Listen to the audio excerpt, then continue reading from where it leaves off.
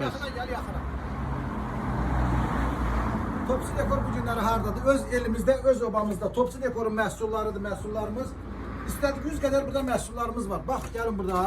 Məhsullarımızın əsas üstünlüyü odur ki, məhsullarımız üzərində kvas qumadır. Baxın burada. Belə bir dənə detallar var burada. Bir dənə yaxına gəl, yaxına qardaş. Sən də bir dənə bunu çək.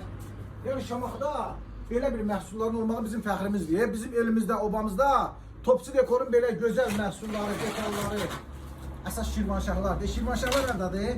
Şirvanşahın bir tanesi yukarıdadır. Şirvanşahlar oradadır. Şirvanşahlar haradadır? Bizim elə bir o simvolumuz da Şamaxıların simboludur. Maşallah qardaş, işin aman da olsun. Bax, Şamaxıda nəmişlik çox olduğu üçün bura çox əlverişlidir bu məhsullar.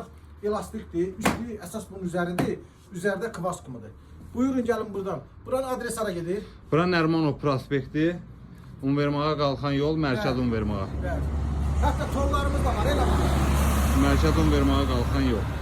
Yolun sağında Topçu Dekor.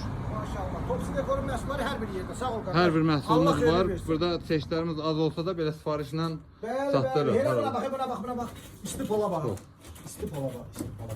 Çatdırılmada yəni pulsuzdur. Yəni demək lazımdır ki, Topçu Dekor hər bir yerdə. Sağ ol qardaş. Sağ Allah xeyir versin. Allah köməyin olsun. Sağ ol qardaş.